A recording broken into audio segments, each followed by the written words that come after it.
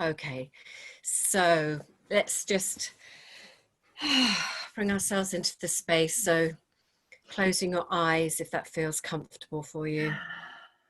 And I have my eyes closed too. Yeah, just taking a few deep, slow breaths.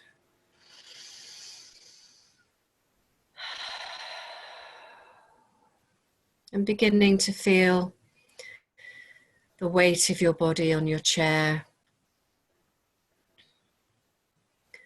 And if it feels comfortable, you might like to place your hands on your lower belly over your womb energy center.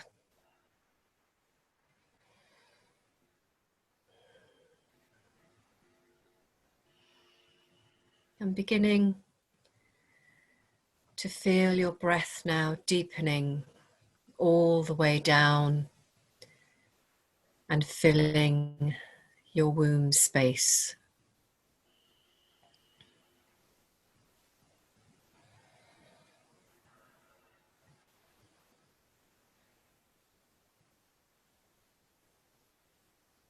And as you feel the connection to your womb deepening, imagine or sense or feel that you have roots of a tree growing from your womb, reaching down, all the way down and into Mother Earth.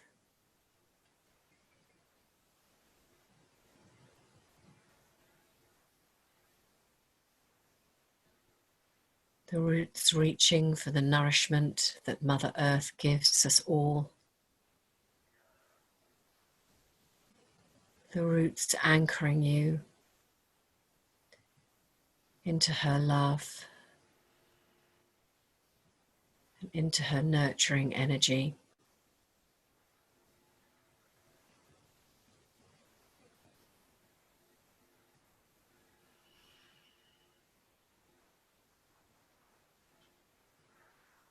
And then sensing or feeling or imagining that Mother Earth's love and energy rises up now into your roots, flowing with ease, up, up, up into your womb energy center.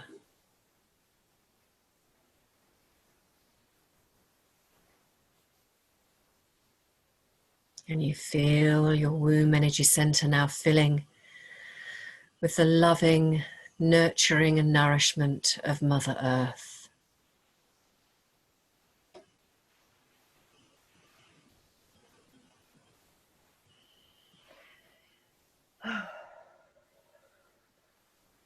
Yeah, and taking a few more deep breaths. And letting any sigh or sound release if it feels natural.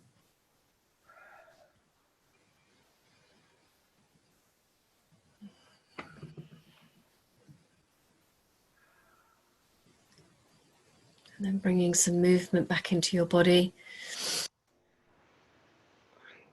Having a stretch. A yawn. Opening your eyes. Oh. Yeah. Hello. Oh gosh, that was good. Cool. So, all right. So we're going to complete your Okay. menopause wisdom interview, which is very exciting. And so the first question of this last little group of them is, what do you see when you look in the mirror? Okay. The good thing about me is I've never been, oh my God, I can't stand my body and I've got to diet. I don't do dieting. I've never dieted. I watched my diet because of kidney stones, Mm-hmm. and that's as far as it got. Mm-hmm. I watched my diet because of breast cysts, and that was as far as it got. Mm-hmm. I've never sort of been, oh my God, I can't look at myself in the mirror. Oh my God, because I'm like, I think I'm apathetic about diets as well. It's like, and I think especially when you're menopausal, because you get more cravings than when you're a pregnant woman. That's what I found. Okay. So when I look in the mirror, I'm like, this is it, and this is all me. And you know, it's quite interesting really, because I hadn't gone what I would say, they might not class me as obese, but I was like a comfortable 16, 18, and God knows what sizes I was, because with gluten as well, I could be 14 in the morning and a 20 by the night. I know. Men were giving me spots in front of them in the Tesco's queue because they thought I was pregnant. I used to take great delight in saying, I can't take advantage because I'm not. Oh, Nev, you need to be in front of me. No, I don't, not pregnant.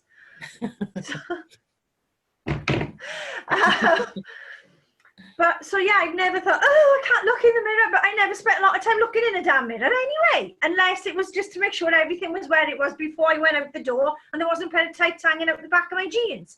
That's me.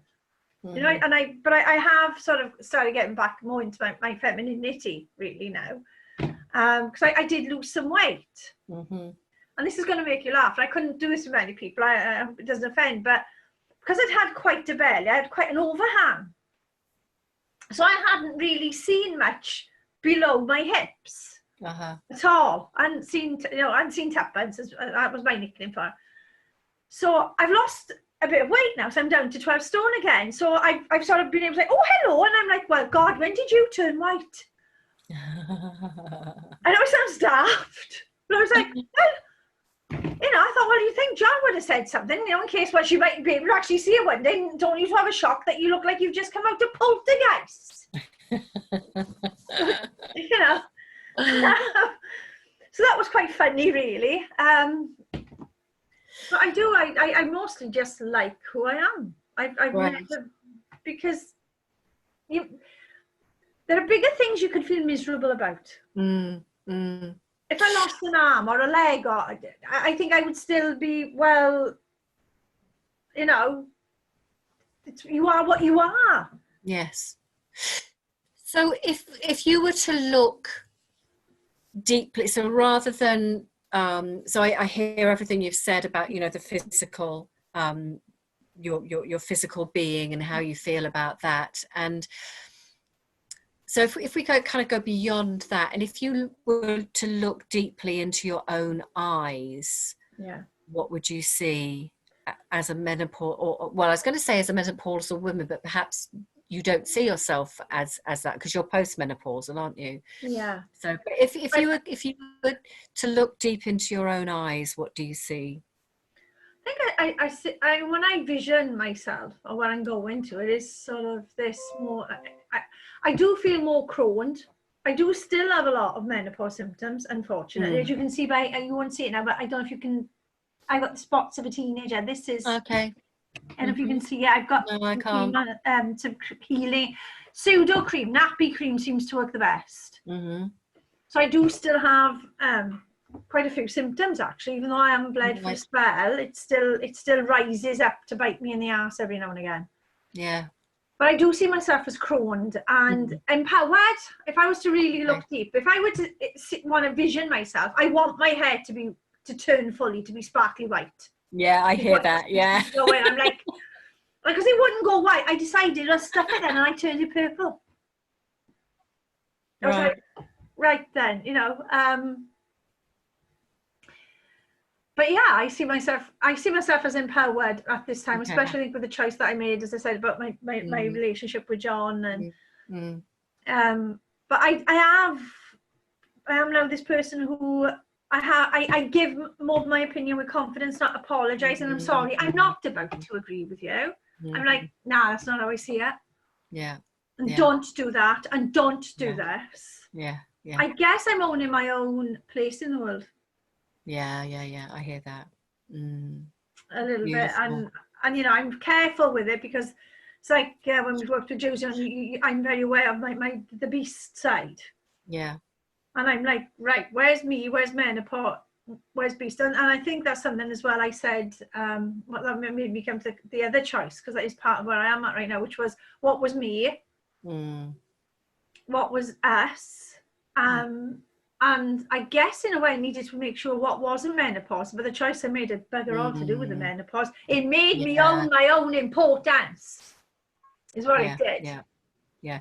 And don't you think that that is the wisdom that actually Crone gives us to be able to distinguish between, you know, whatever it is that we're looking at. You know, and I'm very much now when people are, because a sister-in-law of John's, to help make him feel better, she said, well, you know, she's going through the menopause, and I was right wound up at that. I was like, do not go there.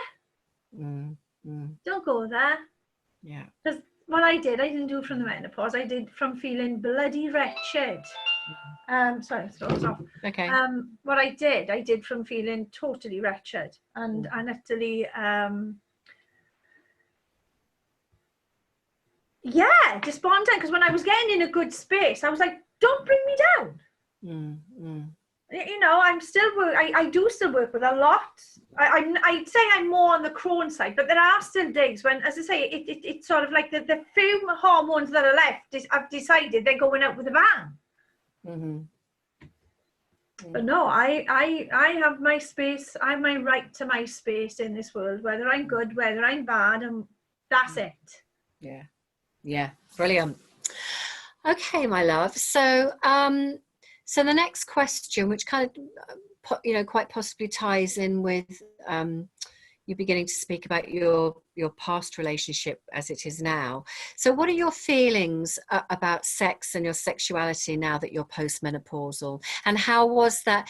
And because you are postmenopausal, also, if you can think about, you know, how that did or didn't change throughout your whole menopause experience. So really, as you journeyed through your pre-menopause, menopause, post years, you know, how did you feel in relation to sex and sexuality? I think when I was entering it was like being a teenager again. You'd have these moments where you'd suddenly just want to eat the person alive. Right. But if they touched you, everything they did was wrong. Okay. It was like, right, don't do this. That's wrong. Just bugger off. It was really, on times, it was like part of myself that I really knew well became quite alien. So I was like, that's not what nothing felt the same. Because you do go through, as I say, that point where you need more support, you know, whereas before you knew, push this, you know, you'd have your push, button, bang, done. It was like, where the hell are my buttons gone? Okay. It was like learning to rewire. You had to learn that your body rewired itself. And to try and follow that, if I could word it that way. Yeah. And I think because I was someone that I'd had a lot of negative experiences through their life, and I'd managed to compartmentalize that and keep the resilience and still own my own sexuality, that there was still pleasure and power that was mine. Okay. So to have the menopause coming in and screwing around with that made it on the times feel quite, you know, I was like, well, this is just me now. Okay. Do you feel that there was, I mean, I don't want to put words into your mouth, but do you feel there was any grief around that loss of what had been familiar to you? Yes, I think that would be a better way of wording it. Yeah, that's not putting words in my mouth. That's helping me word it better, because as it is, a few of the hormones that are left are not helping today as it goes. But yeah, I would say grief, because I was like, hang on, I was fierce. I was passionate. I was wicked as sin. You know, I was like, I'm woman, you better hear me roar. And then it was like, I'm whimpering like a bloody mouse. I can't be arsed with this. Yeah. Now, or yeah. At moments when it was starting to get very strong. Now, very recent, sort of this last sort of month or so, I don't know whether that's also in connection with my taking my power back in other ways, but I'm owning my body back more. I think since I went out to work in the cafe, that created a change because how I was being seen by others. So all of a sudden I'd have these people coming in and being cheeky and flirty with me, and I'm thinking, I have no idea how to respond to this. Right. Okay. Because that isn't, well, because I mean, John and I were long distance on top of it all, you know. Mm-hmm. But there was somebody that sort of threw it out there that they liked me. And that started making me see myself in a whole new way. Wasn't interested in returning it, but it was like, oh, wow, okay, I'm a girl. All right, okay then, that's interesting. And that, I mean, it was part of the process of looking at, hang on, all of me, just as me, who I am as a woman, what I want, what I deserve. Mm-hmm. Mm-hmm. But And when and did you experience? So I'm guessing that you experienced some of those changes when you were in your relationship with John, yeah. yeah. And so how was that for you in terms of kind of managing the relationship around that? I mean, were you able to stand in your authority around that, or? I mean, I think the thing with what happened in the relationship is it was circling the drain. I don't know how to word it. You know, I'd have very frank, open conversations with John, you know. Because I did say, oh, you know, some cheeky buggers asked to have a word put in about me. Not because I don't do the jealousy or thing, because we're grown ups, we're not 10, for God's sake. But it was, yeah, I'd suddenly stop, and I was just, I felt, I think what it brought to me was, I thought, I'm single. I'm not, I don't feel that I'm claimed. Okay. Is what when you split up? When that was starting to go through, yeah, when I was with him. Oh, right, okay. That when it was, you know, all these sort of things that were dropping in, and I thought, I think as my body was starting to reset itself, and the sexuality and the sensuality was coming back. Okay. I thought, this is coming back, and it's not going to be appreciated. I'm not going to be valued. There's no home for this with him. Right. Okay. Okay. Because we're going through the motions. Right. Okay. And I didn't particularly want to do it with anyone else either. But I was like, hang on, I'm coming back to life, and I've been with you 11 years. There should be a home for this to thrive back into. And there isn't. Okay. And I thought, I'd rather enjoy me again. You know? Yeah. Yeah. I don't know if I've made any sense from how. Yeah, no, it's brilliant, Shari. Yeah, yeah. And I think, you know, I think this is stuff that we don't talk about either, really. I don't know about you, but it's you know, and I felt it was really important that this, you know, goes into the book, because I do think that it's something that just doesn't get talked about. So so I, you know, really honor and appreciate you sharing. Okay. So at this stage in your life now, then, do you feel that you are connected to your womb and yoni? Oh God, energy? Yeah. Sorry, it's coming through a bit slow. Yeah. Okay.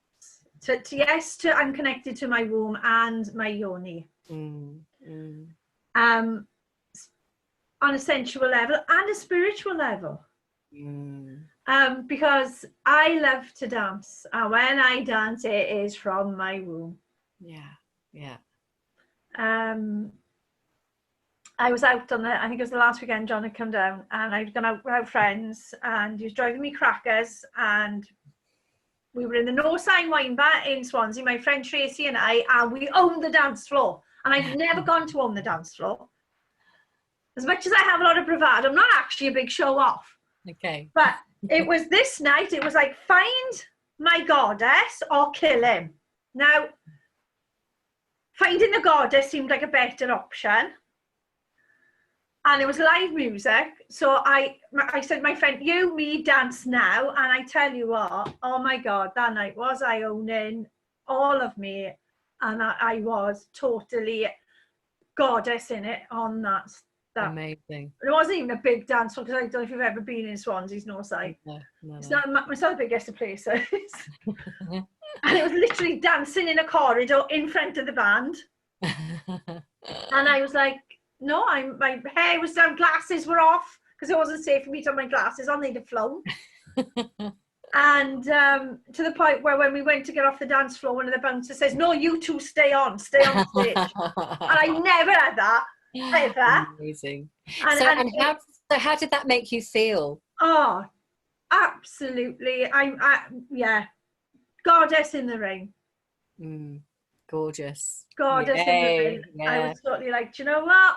This is me. Shit. Yeah. I danced it all out, and I think because I even though choir's closed, as you know, I'm in a choir now, and even though we can't be together, but when I'm practicing, it's from my womb, my voice, my groove. It's from my womb. Beautiful. It's and I think it's wonderful that, and because I'm at peace about the bleeding, because I'm like, that power's mine. I'm like, wow. I'm ever ready I can go beyond ever ready or Duracell battery now. I've got this power source that's constantly renewing itself. It's there. It's an internal cycle.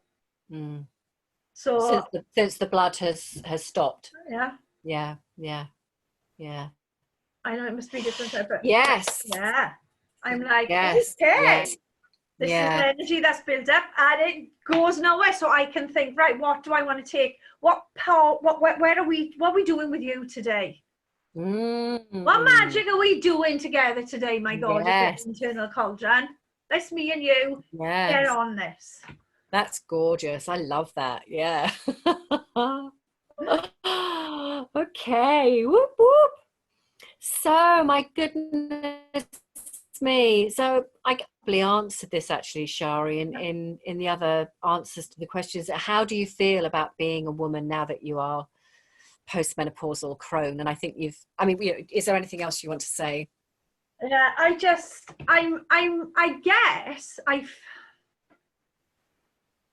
it sounds odd, but I think there's a sense of, I don't want to say relief, because it doesn't quite cover it, but it's more like arriving. It's like, right, I can be a woman now, and I don't have to worry about this, because I've made peace with my cycle when it ended, because before the bleeding stopped, it was cruel. Yeah. And I'd made peace with it through the work with Miranda, because I was losing something like half a pint in 2 days. It was bonkers. You know?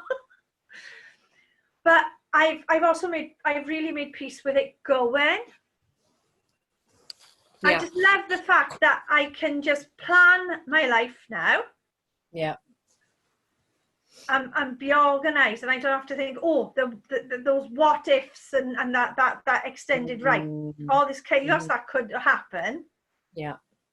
I'm free. I'm free to go dance in the rain as much as I damn well want.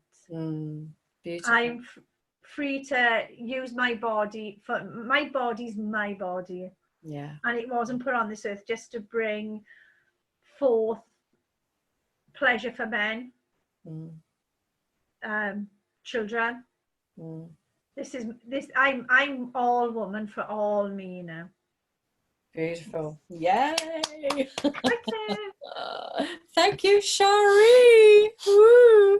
So yeah, amazing. That's so there's some great lines in there. I mean, the magic of your cauldron, and what are we going, where are we going to go together today, and all woman for all me. That's real gems. Thank you. It's a bit, because I was, I mean, there's a lot of, I tell you what I think as well, the menopause has done for me. It's actually helped me heal the mother wounds. I've had mother wounds from 2 mothers. Yeah.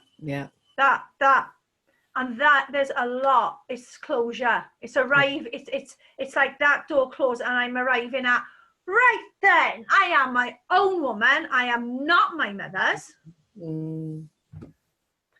I'm, you know, I'm like, right, this is me.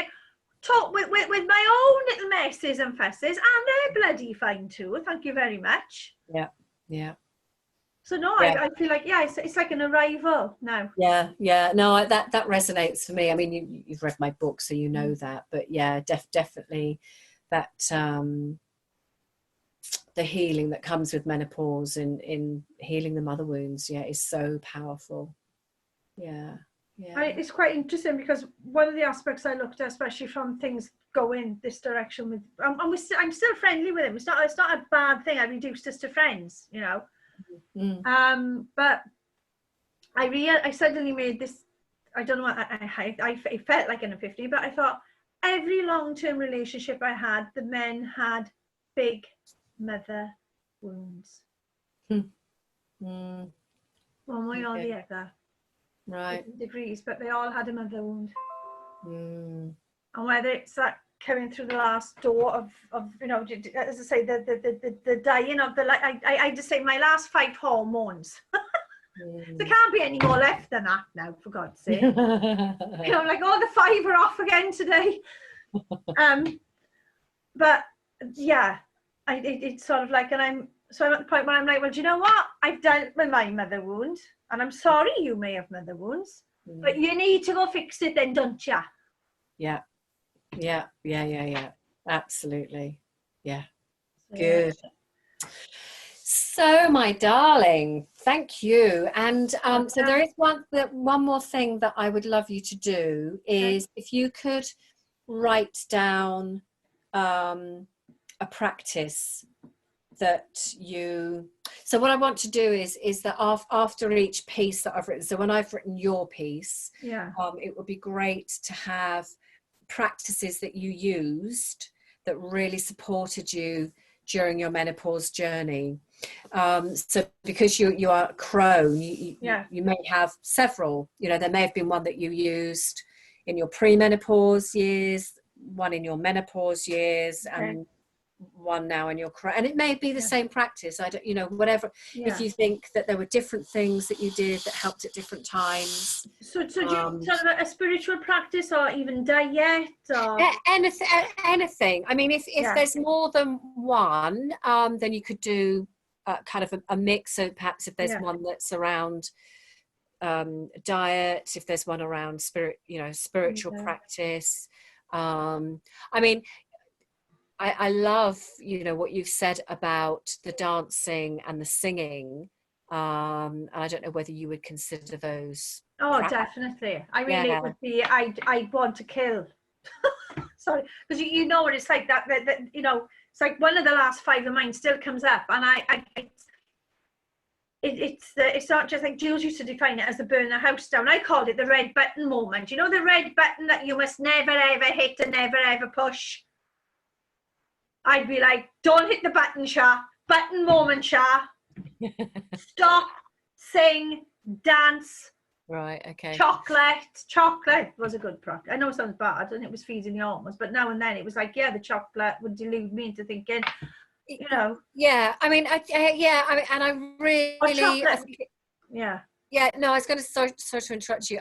You know, if chocolate helped, then share that, because I think, you know, there can be a lot of judgment around, oh, you know, this practice is good, but this one's bad, so I'm not going to, you know, let's talk about what helped us. And if chocolate helped, then chocolate helped, you know. It was, and I mean, what I call chocolate moments, and I'd be like, right, the word would just go loud. I don't know if you found that you'd be just like, you wouldn't have a lot of demands on you, but they would feel like demands on you, you know?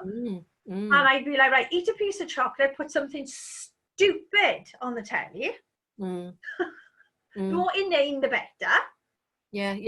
Because there were times when I get into such a place, I call it that place, because you couldn't word it. You couldn't, and even sort of to try and get to the spiritual place, because your mind would be so fogged. You know, Yeah. you try and read poetry and it would be gobbledygook. Yes.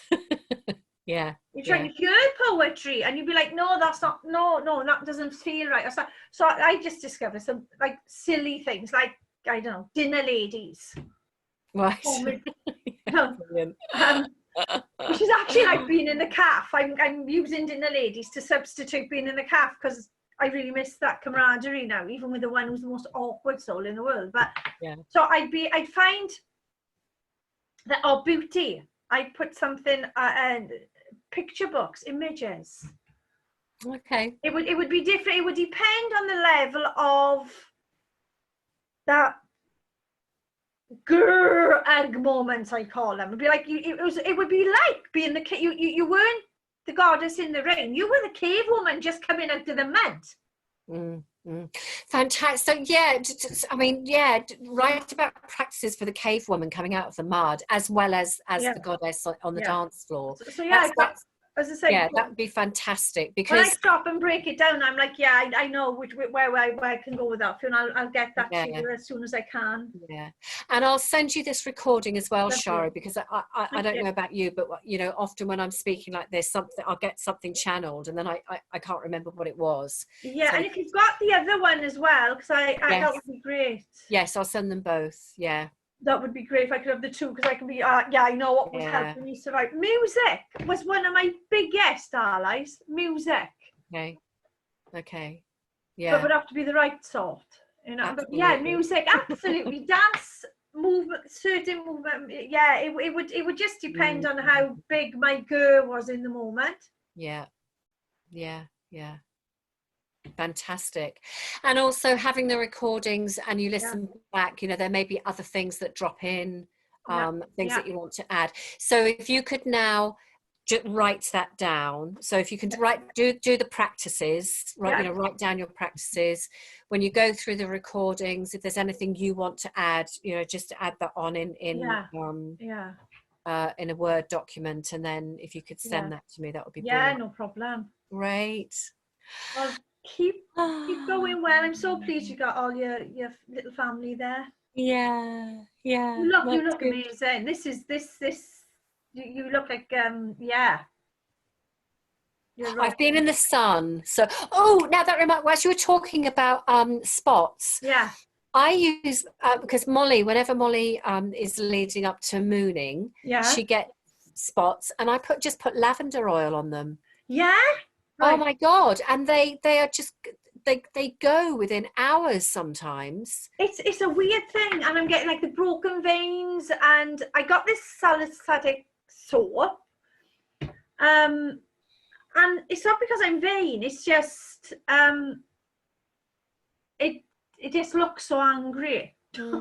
They are sore, you know. Okay, well, try. I mean, I will do that. Thank you. Yeah, I mean, maybe try a bit of? I mean, I know that lavender oil you can put straight on your skin. You don't have to dilute it. Yeah, no, I'll do that. Yeah, so just maybe try a little bit on one just to see how that is for you. And I think it happens as well if I'm not careful with the gluten. I tell you what, I don't believe works well with the menopause is gluten. Definitely. I put that in my practices. I was more aware of that some menopausal sides of me did seem better, not just because it was gluten sensitivity, but I don't think gluten and the menopause go together at all. Right. Okay. I really don't.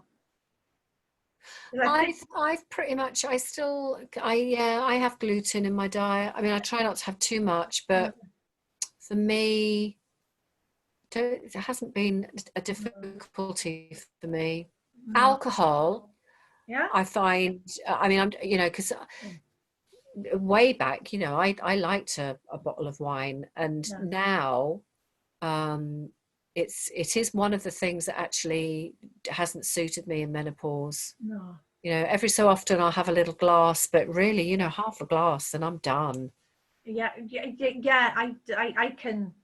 I drink. I've become a better drinker after, not all the time. Right. I hate to say.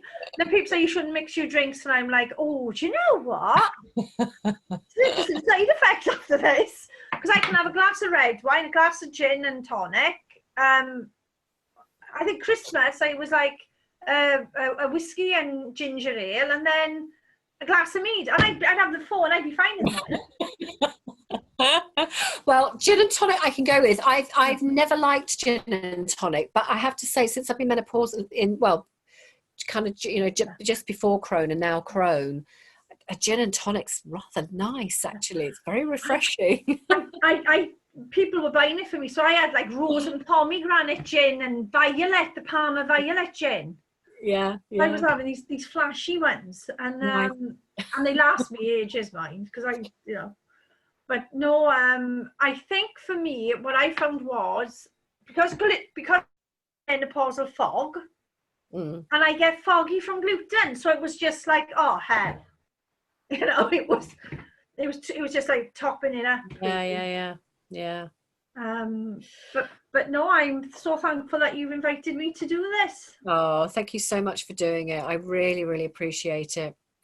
So I've still got most people have still got to do the second part, and you know, typing it up from recording is long. Oh, you edit. I mean, I was going to say to you last time, I understand that, because it's amazing how you do and ooh and and this, and so you edit it. I trust you entirely. Yeah. I mean, I am going to keep some of each person's idiosyncrasies in, because I want Shari's voice to come across, and I want Louisa's voice to come across, and but you know, there will be some bits taken out, and I'll send your bit to you to have a look at, you know, and so it's a long project. It's not going to be finished soon.